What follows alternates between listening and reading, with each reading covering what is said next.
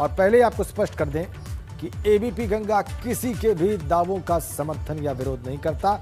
हम सिर्फ और सिर्फ खबर शुद्ध रूप से आपके सामने रखते हैं। हरिद्वार स्थित गुरुकुल कांगड़ी विश्वविद्यालय के सूक्ष्म जीव विज्ञान विभाग के वैज्ञानिक ने शोध करने के बाद दावा किया है कि कुंभ मेला कोरोना संक्रमण को फैलाने का सबसे बड़ा कारण रहा है।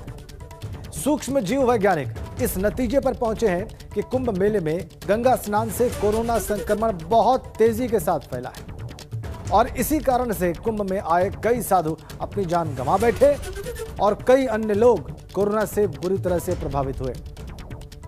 प्रोफेसर दुबे ने दावा किया है कि शोध के दौरान यह पाया गया है कि कोरोना वायरस गंगा के पानी में भी लंबे समय तक जीवित रह सकता है और अगर कोई संक्रमित व्यक्ति गंगा में स्नान करे तो उसके बगल में स्नान कर रहे व्यक्ति को भी संक्रमण होने का खतरा बना रहता है। इतना ही नहीं, प्रोफेसर दुबे ने कहा कि महाकुंभ के दौरान भीड़ की वजह से कोरोना संक्रमण का प्रसाद लेकर अलग अलग जगह गए और इसी से यह संक्रमण तेजी से फैला है। फिर से आपको बता दें, एबीपी गंगा इन दावों की पुष्टि नहीं करता, इनका समर्थन नहीं करता है। हम सिर्फ आपको दावा बता रहे हैं। एक जिम्मेदार चैनल होने के नाते हम किसी की धार्मिक भावनाओं को ठेस नहीं पहुंचा सकते हैं और इसीलिए इन दावों का हम समर्थन भी नहीं करते। हम सिर्फ दावे दिखा रहे हैं और देखिए दावा क्या है। वो सारे लोगों ने वहां नहाया और वहां पर मुंह भी धुआ होगा, नाक भी साफ किया होगा, तो कुल्ला भी किए होंगे। तो जो भी संक्रमण के बाद वायरस आया और पानी में गया, तो जिन लोगों को संक्रमण नहीं हुआ उन्होंने पानी पिया, पानी को लेकर के मुंह में डाला और स्नान किया, उनमें भी इन्होंने हेल्प किया है। कुछ लोग मानते हैं कि कोरोना वायरस केवल नाक से फैलता है और मुंह में डालने से नहीं। मेरा ऐसा नहीं मेरा मानना है कि जो कोरोना वायरस है जब भी पेट में जाएगा, स्टमक में आमाशय का जो पीएच लगभग 2 होता है, यह वायरस 2 पीएच पर भी जिंदा रह सकता है। इस पर भी रिसर्च पेपर है। 2 पीएच पे जिंदा रहेगा और आगे जाकर के आंतों में गैस्ट्रोइंटेस्टाइनल अल्सर भी करता है। प्रोफेसर दुबे की बात आपने सुन ली, उनका दावा देख लिया, मगर साधु संतों का कहना है कि वैज्ञानिक तथ्यों के आधार पर कुंभ को बदनाम करने की कोशिश की जा रही। किट के माध्यम से कुंभ मेला और सनातन हिंदू धर्म को बदनाम करना एक बहुत बड़ी सामाजिक, सांस्कृतिक और राजनीतिक साजिश, पाप और अपराध है। और जो लोग ऐसा कर रहे हैं, मेरे उनसे हाथ जोड़ करके प्रार्थना है, जो आपको राजनीति करनी हो कीजिए, लेकिन 100 करोड़ से ज्यादा हिंदुओं का अपमान मत कीजिए। यह एक बहुत बड़ी घिनौनी हरकत आप कर रहे हैं। यह देश आपको कभी माफ नहीं करेगा। मैं वैसे भी पहले भी इस प्रकार के वैज्ञानिकों के ऊपर प्रश्न उठाता रहा हूं, इसलिए कि ये लोग जो हैं एजेंडा चलाते हैं और पॉलिटिकल एजेंडे पे काम करते हैं। आप जरा कल्पना करिए, हम सब गंगा स्नान किए और मुश्किल से 40 से 50 लोगों को कोरोना हुआ होगा। बाहर महाराष्ट्र में कौन गंगा स्नान करने आया था, कर्नाटक में कौन गंगा स्नान करने आया था, पौंडीचेरी में कौन आया था, तमिलनाडु में कौन आया था। तो ये सब बातें विपक्ष का एजेंडा चलाना और हिंदू धर्म को बदनाम करना। 2 बातें आपने सुन ली, बल्कि 3 वक्तव्य आपने सुने। पहले आपने प्रोफेसर दुबे की बात सुनी, उसके बाद आपने स्वामी रामदेव की बात सुनी, फिर स्वामी आनंद स्वरूप की बात सुनी। हमारे साथ उत्तराखंड कांग्रेस के उपाध्यक्ष सूर्यकांत धस्माना साहब जुड़ गए। सूर्यकांत जी, स्वागत है आपका। सारा विषय आपकी जानकारी में है ही, वक्तव्य हमने दिखाए ही हैं, आपकी टिप्पणी क्या है? देखिए, 2 बातें हैं। पहली बात तो यह है कि वैज्ञानिक तर्कों को खारिज करना अपने आप में एक बहुत बड़ा, उसके ऊपर प्रश्न चिन्ह खुद ही लग जाता है। आप एक तरफ वैज्ञानिक तर्कों को खारिज करते हैं, हाँ। दूसरी तरफ बाबा रामदेव जो सलवार पहन करके भागते हैं दिल्ली रामलीला मैदान से और उनकी अस्वस्थता होती है तो Himalayan institute hospital jolly grant में भर्ती होते हैं और वहां ड्रिप चढ़वाते हैं। और बालकृष्ण जी जो इतने बड़े वैद्य हैं, मैं आयुर्वेद के ऊपर कोई प्रश्न चिन्ह नहीं लगा। आयुर्वेद का मैं बहुत खुद मैं आयुर्वेदिक उसका प्रथा का और परंपरा का खुद मानने वाला हूँ। जी जी। लेकिन आप ये कैसे कह सकते हैं कि भाई हम सर्वश्रेष्ठ हैं, बाकी सब बेकार हैं? अभी आईएमए ने नोटिस दिया तो इनको, बाबा रामदेव को। और ये नहीं, मैं बाबा रामदेव की बात नहीं कर रहा हूँ। अब धस्माना साहब आप हमारे साथ बने हुए हैं और आपने जवाब भी दिया है। हमारे साथ जोशी साहब जुड़ गए हैं, भारतीय जनता पार्टी के प्रवक्ता। जोशी जी आपका भी बहुत स्वागत।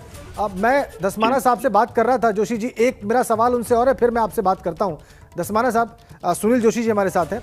आप ये बताइए कि प्रोफेसर दुबे की बात से आप सहमत हैं या असहमत हैं? फिर बाबा रामदेव और स्वामी आनंद स्वरूप के वक्तव्य पर भी हम चर्चा करेंगे। धस्माना साहब। मैं देखिए, जो वैज्ञानिक खोज होती हैं, शोध होती हैं, उन पे मैं कोई साइंटिस्ट और मेडिकल साइंसेस का एक्सपर्ट नहीं हूँ। जो डॉक्टर दुबे ने कहा है उनकी अपनी रिसर्च है और उसका मैं सम्मान करता हूँ। ठीक है। मैं तो ये कह रहा हूँ कि भाई आप किसी भी पैथी को, चाहे वो एलोपैथी हो, चाहे वो आयुर्वेद हो, चाहे वो होम्योपैथी हो, चाहे कोई सी भी पैथी हो। ठीक है। आप धस्माना साहब इसेंशियली कह रहे हैं कि प्रोफेसर दुबे ने जो कहा वो ठीक कहा, उस बात को खारिज नहीं किया जा सकता। ठीक है। सुरेश जोशी जी हमारे साथ हैं, भारतीय जनता पार्टी के प्रवक्ता हैं, भारतीय जनता पार्टी का पक्ष रखने के लिए इस चर्चा में मौजूद है। जोशी जी, प्रोफेसर दुबे गुरुकुल कांगड़ी के प्रोफेसर कह रहे हैं कुंभ के बाद कोरोना बहुत तेजी से फैला है, आपकी टिप्पणी? देखिए, पहली बात तो ये है कि जो दुबे कह रहे हैं वो किस बेस पे कह रहे हैं, किस मेंटेलिटी से कह रहे हैं, मैं नहीं कह सकता। लेकिन जिस तरह से कुंभ पूरे देश के अंदर कोरोना फैला हुआ है, अभी अगर वो कह रहे हैं कि साहब कुंभ से कोरोना फैला, कुंभ तो बाद में शुरू हुआ, लेकिन उससे पहले महाराष्ट्र के अंदर कितने ज्यादा केसेज आ गए थे आप लोगों ने देखा होगा, और राज्यों में किस तरह से केसेज आ गए थे वो आपने देखा होगा। और दुनिया के अंदर आप देखेंगे, ब्राजील देखेंगे, यूएस देखेंगे, इटली देखेंगे, वहां तो कोई कुंभ नहीं हुआ। लेकिन प्रश्न ये खड़ा होता है कि देखिए, ये कोरोना जो महामारी है, इसके लिए तो देखो शुरू से कहा जा रहा है कि भाई जब ज्यादा भीड़ होगी, ज्यादा लोग जो है कि कोविड नॉर्म्स का पालन नहीं करेंगे तो निश्चित तौर पर फैला होगा। लेकिन प्रश्न ये खड़ा होता है कि जहाँ पर हिंदू मैथोलॉजी आती है, हिंदू आइडियोलॉजी आती है, वहाँ पर इस देश के प्रोफेसर दुबे गुरुकुल कांगड़ी के प्रोफेसर है माइक्रोबायोलॉजी के, वो होंगे ना प्रोफेसर। मैं उस इनकार नहीं कर रहा हूँ, मैं ये थोड़ा कह रहा हूँ वो प्रोफेसर नहीं है, वो प्रोफेसर होंगे। लेकिन ये बेसिकली टोटली जब ये कहा जाता है कि कुंभ के कारण देश में कोरोना फैला, ये सब कहने वाले, चाहे वो वैज्ञानिक हो, चाहे वो कांग्रेस पार्टी हो, चाहे वो केजरीवाल जी हो, चाहे कम्युनिस्ट हो, ये सारे हिंदू विरोधी हैं। मैं बहुत साफ साफ शब्दों में आपके उस पर कह रहा हूँ कि ये हिंदुइज्म का विरोध चाहते हैं। चाहते हैं कि भाई इस देश मतलब प्रोफेसर दुबे हिंदुइज्म का विरोध कर रहे हैं। ठीक है जोशी जी, आपकी बात आ गई। जो भी लोग इस तरह के जो कुंभ, सिर्फ सिंगल कुंभ को लेकर के जो कहते हैं, वो हिंदुत्व का विरोध कर रहे हैं, कोरोना फैला है, वो हिंदुत्व के विरोधी है। ठीक ठीक जोशी जी, आपकी बात रिकॉर्ड पे आ गई। अब आप धस्माना जी ये बताइए, बाबा रामदेव कह रहे हैं राजनीतिक साजिश है ये 100 करोड़ हिंदुओं के खिलाफ, आपकी टिप्पणी? अब बाबा रामदेव को किसने टेंडर खोल दिया हिंदुओं की रक्षा का और हिंदू धर्म के ठेके का? ये तो इतना बड़ा फ्रॉड, इतना बड़ा, देखिए जब से लाला बने हैं ना, इनका काम मैंने आपको बताया तो कि जब सलवार पहन करके रामलीला मैदान से दौड़ करके आए तो हिमालयन अस्पताल में भर्ती हो गए। अच्छा ठीक, कॉलोनियल जब निकाली और प्रेस कॉन्फ्रेंस करके। ठीक है धस्माना साहब, बहुत बहुत धन्यवाद आप दोनों का ही, सूर्यकांत धस्माना जी और सुरेश जोशी जी, इस विषय पर टिप्पणी करने के लिए। एक बार फिर आपको बता दें कि एबीपी गंगा किसी दावे की न तो पुष्टि करता है न समर्थन करता है। हमारा काम है आपको खबर दिखाना और वही हम कर रहे हैं। हमने खबर दिखाई आपको। गुरुकुल कांगड़ी के प्रोफेसर दुबे का दावा है, माइक्रोबायोलॉजी के प्रोफेसर हैं, कि कुंभ के बाद बहुत तेजी से कोरोना फैला है। उस पर टिप्पणियां आ रही हैं, चाहे वो स्वामी रामदेव की हो, चाहे वो स्वामी आनंद स्वरूप की हो, या अभी आपने सूर्यकांत धस्माना और सुरेश जोशी की टिप्पणी सुनी। आगे बढ़ते हैं। सीएम तीरथ सिंह रावत बागेश्वर के दौरे पर पहुंचे हैं। इस दौरान मुख्यमंत्री ने डिग्री कॉलेज में बने कोविड केयर सेंटर का निरीक्षण किया और साथ साथ सीएम ने ट्रॉमा सेंटर में बने कोविड सेंटर में भर्ती मरीजों से मोबाइल फोन पर बात करके उनका हालचाल जाना।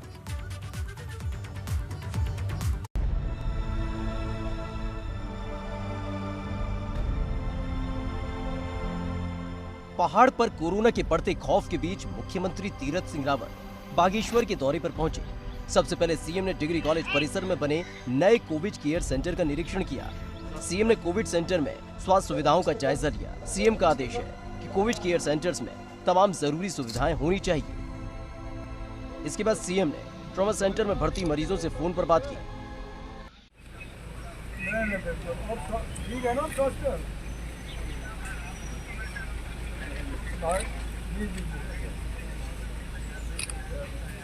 अच्छा चल रहा है। अंदर पीपी किट पहन करके आते हैं क्या?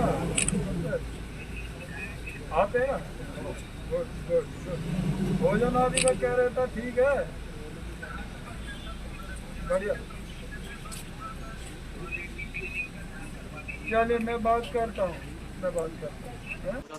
सीएम ने मरीजों का हालचाल जाना, इसके साथ ही उनसे इस बात की जानकारी भी ली कि उन्हें किसी तरह की परेशानी तो नहीं है। तो बाकी तो भोजन ठीक है, दवाइयाँ आदि सब ठीक मिल रहे हैं समय पे। राउंड पे सब आ रहे हैं ना एवं डॉक्टर व्यवस्थित। Thank you sir. ठीक है, चलिए खुश रहो, स्वस्थ रहो, जल्दी स्वस्थ हो जाओ, फिर उसके बाद मिलता हूँ। ठीक है। सीएम ने अधिकारियों से कोविड की रोकथाम के लिए किए गए इंतजामों की जानकारी भी ली। साथ ही इस बात के भी निर्देश दिए कि मरीजों के इलाज में कोई कोताही नहीं होनी चाहिए। दरअसल पहाड़ी जिलों में भी कोरोना के मामले तेजी से बढ़ रहे हैं, जिसे देखते हुए स्वास्थ्य विभाग को मुस्तैदी बढ़ाने के निर्देश दिए गए हैं। एबीपी गंगा के लिए बागेश्वर से हिमांशु गढ़िया की रिपोर्ट। इधर बागेश्वर दौरे के दौरान सीएम ने यह भी कहा कि उत्तराखंड में हर रोज कोरोना की 30,000 से ज्यादा टेस्टिंग की जा रही है। मुख्यमंत्री ने कहा कि कोविड महामारी से बचाव के लिए दवाइयों के किट ग्रामीण इलाकों में भी बंटने शुरू हो गए। इसके लिए गांव में एक समूह बनाया गया है। सीएम ने कहा कि अब प्रदेश में ऑक्सीजन की कमी भी दूर हो चुकी है। उत्तराखंड के अंदर टेस्टिंग तेजी से किया है। 30-35 हज़ार डेली टेस्टिंग हो रहा है। मैं कह सकता हूं कि अन्य स्टेटों के बजाय 1.5 गुना ज़्यादा हम लोगों ने किया है। दवाइयों के किट टेस्टिंग के साथ साथ ग्रामीण एरियाओं में बंटना शुरू हुआ है जिला के माध्यम से, और साथ में वहाँ एक समूह भी बनाया है गांव के अंदर, जिसमें प्रधान होगा, महिला मंगल दल की एक सदस्य होगी, युवा मंगल दल का सदस्य होगा, हमारी आशा कार्यकर्ती होगी और आंगनबाड़ी की होंगी, और एएनएम उस सेंटर के अंदर जो होगा, जो पढ़ता होगा ऐसा वो होंगी, और उनकी देखरेख में वहाँ पूरी तरह स्वच्छता से लेकर के सैनिटाइज से लेकर के दवाइयाँ बांटने तक। और बागेश्वर के बाद सीएम तीरथ रावत पिथौरागढ़ पहुंचे। उनके साथ पेयजल मंत्री बिशन सिंह चुफाल और सांसद अजय टमटा भी मौजूद थे।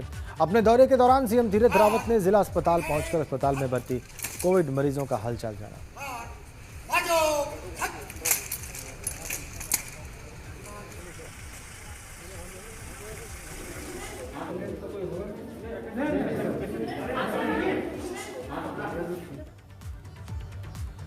और इसी बीच में बड़ी खबर, कल चंपावत के दौरे पर रहेंगे सीएम तीरथ रावत। कल सुबह 10 बजे चंपावत पहुंचेंगे मुख्यमंत्री।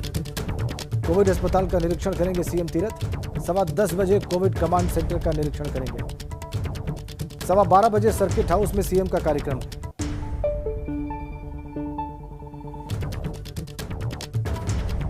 चंपावत दौरे पर रहेंगे सीएम तीरथ रावत।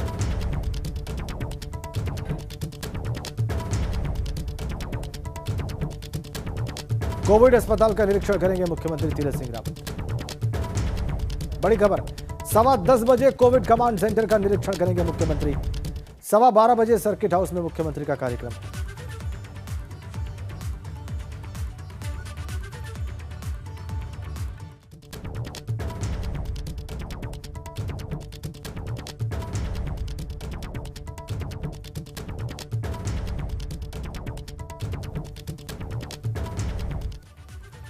और इस बार उत्तराखंड में कोरोना ने ऐसा कहर बरपाया है कि शहरों के साथ गांव-गांव तक कोरोना फैल चुका है और इससे ग्रामीणों में दहशत है। सवाल यह है कि आखिरकार कोरोना कहर रुकेगा कब?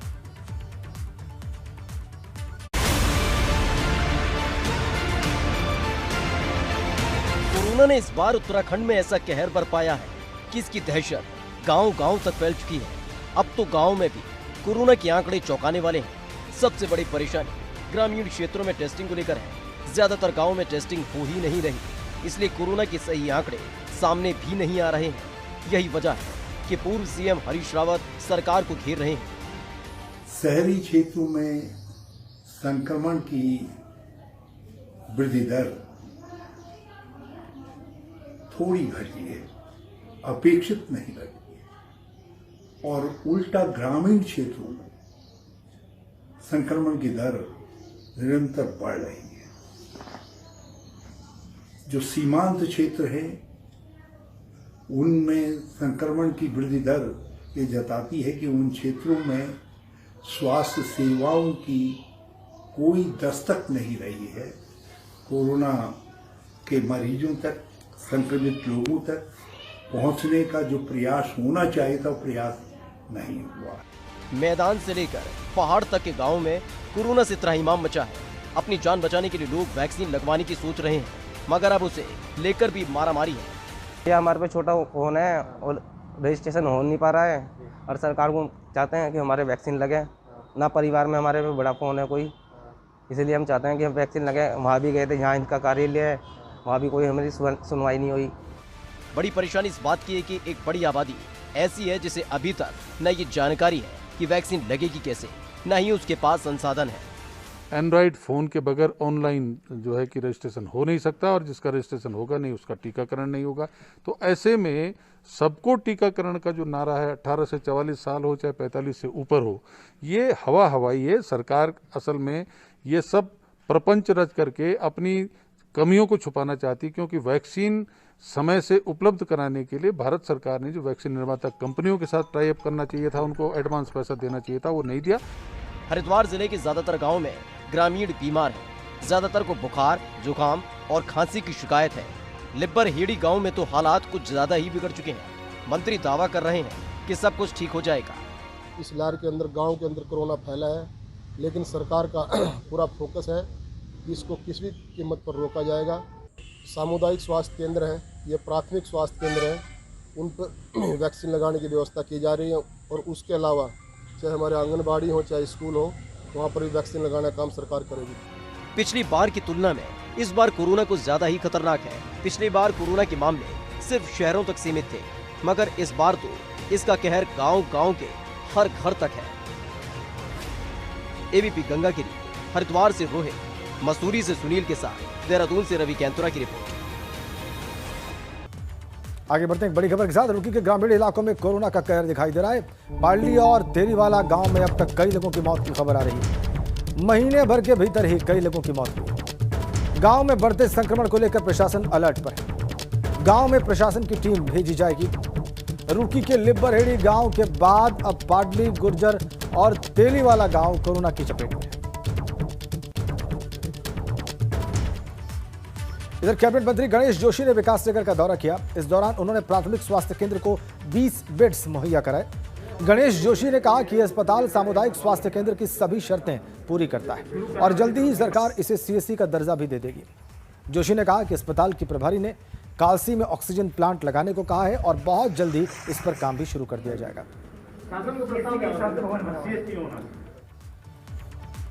अगली खबर धारचूला से। वहां पर तवाघाट लिपुलेख मार्ग पर एक जेसीबी के ऊपर मलबा गिरने से 3 मजदूर उसमें दब गए। मलबे में दबने से तीनों मजदूरों की मौत हो गई। कहा जा रहा है कि मृतकों में एक जेसीबी चालक, एक हेल्पर और एक स्थानीय मजदूर शामिल था। तीनों शवों को सामुदायिक स्वास्थ्य केंद्र धारचूला लाया गया है, जहां से पोस्टमार्टम के बाद उन्हें परिजनों को सौंप दिया गया।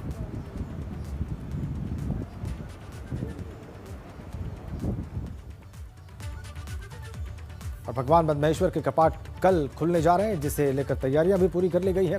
मदमहेश्वर की डोली आज गोंडार में रात्रि प्रवास करेगी, जबकि कल डोली मंदिर पहुंच जाएगी और उसके बाद मदमहेश्वर धाम के कपाट खुल जाएंगे। कोरोना की वजह से डोली के साथ सिर्फ 20 लोगों को ही जाने की इजाजत मिली है। डोली के साथ प्रशासन की ओर से नियुक्त देवस्थानम बोर्ड, हक हुकूकधारी सहित सिर्फ 20 लोग ही शामिल हैं। भगवान मदमहेश्वर को पंच केदार में दूसरा केदार कहा जाता है।